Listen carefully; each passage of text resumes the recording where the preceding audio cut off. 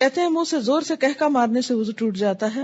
یہاں صبح سے آپ وضو کر کے آتے ہیں اور آپ کو ہنسایا جاتا ہے اور بات بات پہ آپ کہکے لگاتے ہیں تو اس سے وضو ٹوٹ تو نہیں جاتا. نہیں، نماز کی حالت میں اگر کہکا لگایا جائے تو نماز ٹوٹ جاتی ہے، وضو نہیں ٹوٹتا. کیا انڈر لیگز بال ویکس کر سکتے ہیں؟ آپ کی مرضی ہے، منع نہیں ہے. وضو کرتے وقت اگر بسم اللہ پڑھنا بھول جائیں تو کیا وضو دہرائیں نہیں، ہو جاتا ہے وضو. مغرب کے بعد ناخن نہیں کاٹنے چاہیے، ایسی کوئی بات نہیں.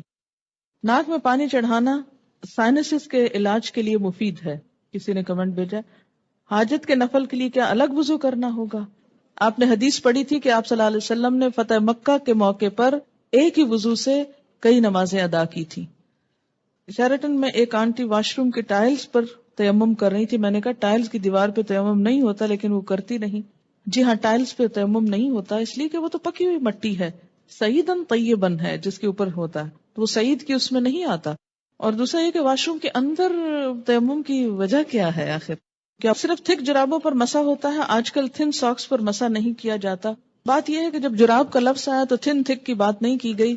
بات یہ ہے کہ اس تکلیف سے بچانا مقصود ہے کہ آپ اسے بار بار اتاریں. ہاں، پھٹی ہوئی جرابیں نہ ہوں کہ جس میں بہت بڑے بڑے ہولز ہوں کہ وہ ساری سکن ایکسپوز ہو رہی ہے، یا ایسی باریک ہوں کہ نیٹ کی بنی ہوئی کہ جو جراب کم اور پاؤں زیادہ نظر آ رہا ہو. تو یہ چیز آپ خود دیکھ لیجئے. اگر مہندی لگی ہو تو کیا وضو ہو جائے گا؟ جی بالکل ہو جائے گا، کیونکہ مہندی رکاوٹ نہیں بنتی پانی میں. ہاں، اگر ایسی کوئی چیز آپ نے لگائی ہے کہ وہ چھلکا بن گیا اور اس کے اوپر سے اتر رہا ہے تو وہ اور بات ہے.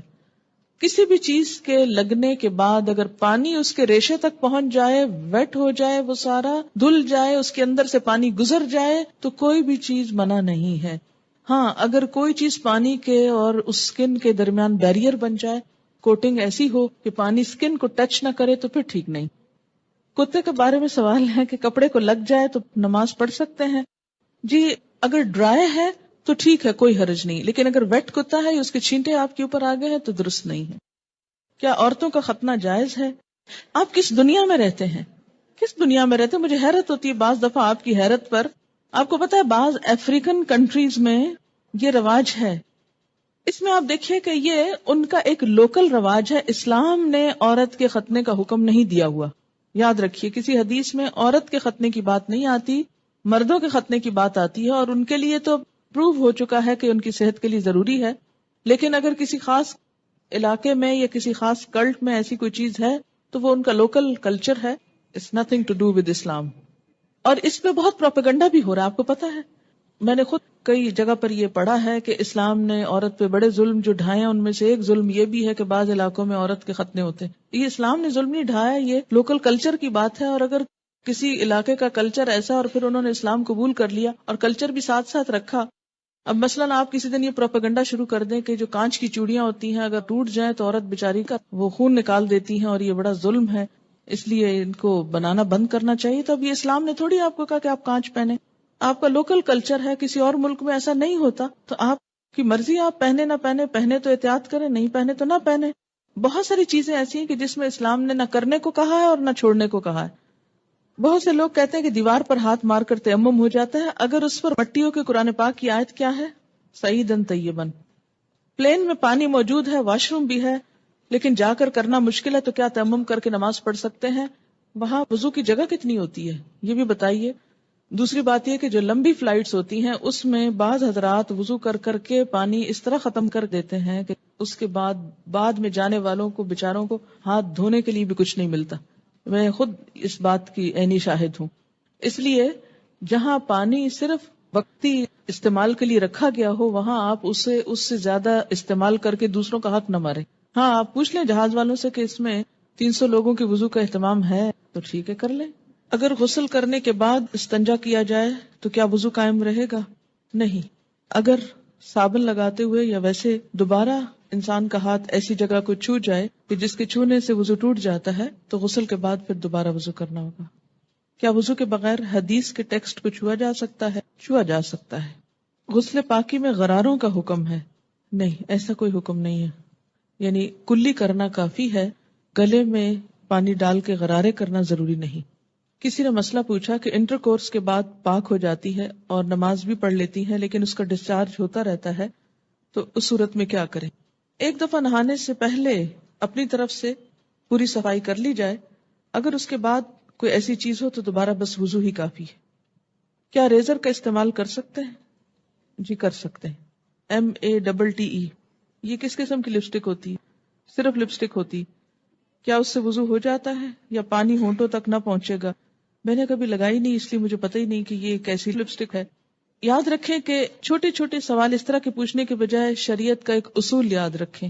ہر وہ چیز جس سے پانی سکن تک پہنچنے میں رکاوٹ نہیں ہوتی اس سے وضو ہو جاتا ہے۔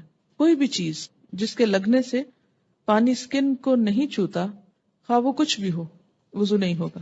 وضو کرنے کے بعد اگر ٹی وی دیکھیں تو کیا وضو ٹوٹ جاتا ہے؟ اس میں بھی کیا اصول کار فرمائے؟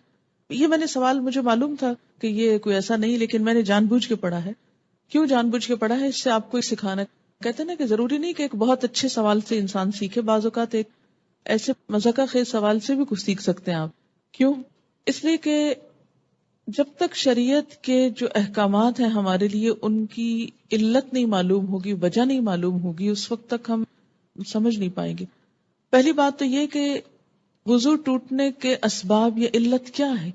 کیا وجہ ہے کہ شریعت نے دوبارہ وضو کرنے کے لیے کہا ہے؟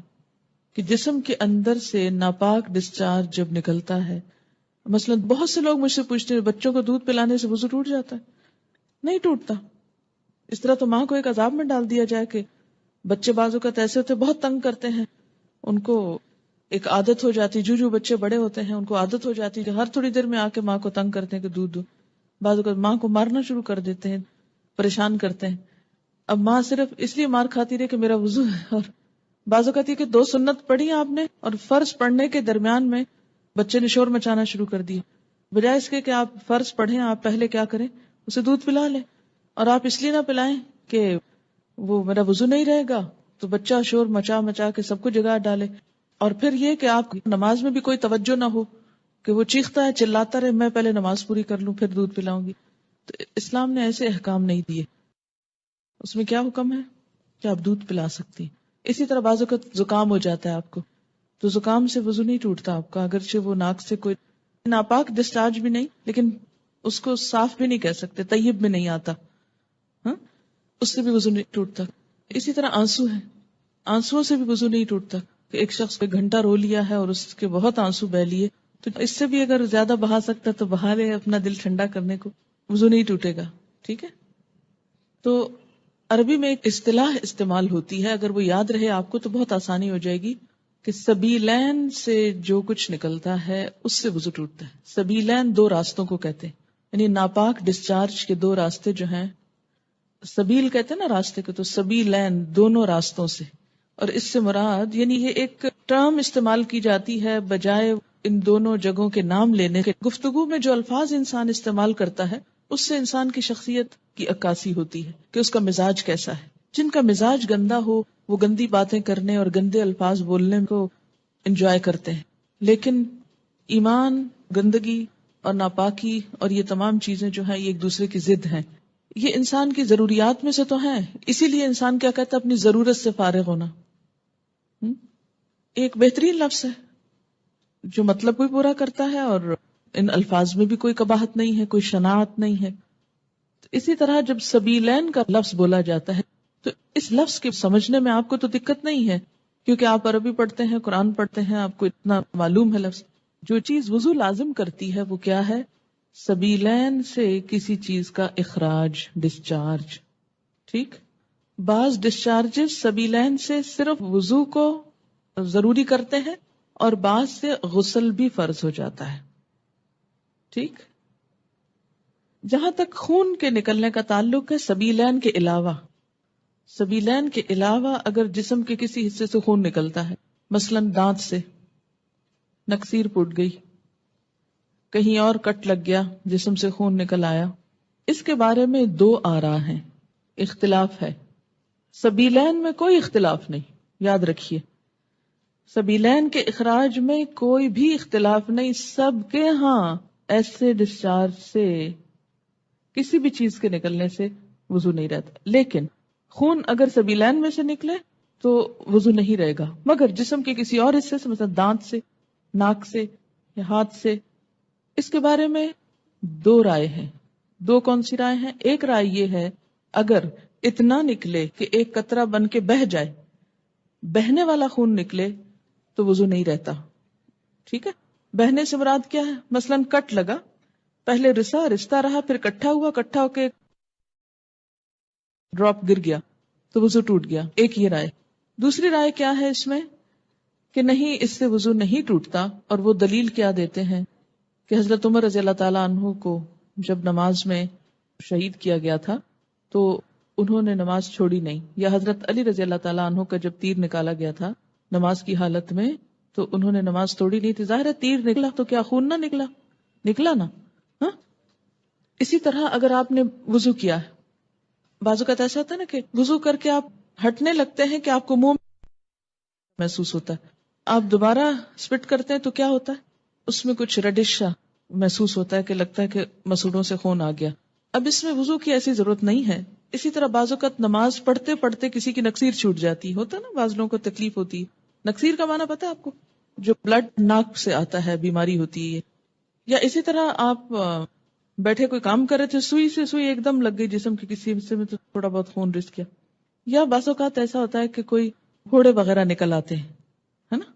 اچھا، ان پھوڑوں سے کچھ نہ کچھ تھوڑا تھوڑا رشتہ رہتا ہے، پس نکل آتی ہے کچھ، یا کسی کو کوئی اور چوٹ لگ چکی ہوتی ہے تو نماز پڑھتے میں کیا ہوتا ہے، اوپر کھڑے ہوئے نیچے بیٹھے زمین پہ، اس سے وہ پریشر آیا کسی جگہ پر تو خون اور نکل آیا.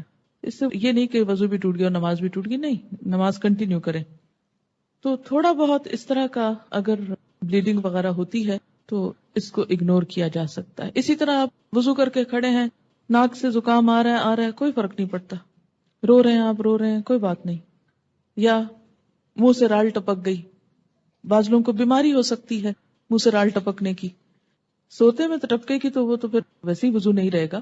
لیکن بعض اوقات ایسا ہوتا ہے نا کہ بعض لوگ جیسے کمزور ذہن کے ہوتے ہیں یا مریض ہوتے ہیں، یا اسی طرح تھوک دیا آپ نے، تھوک ہے یا تھوک میں بلغم وغیرہ ہے تو اس سے وضو نہیں ٹوٹتا. سمجھ گئے یہ بات؟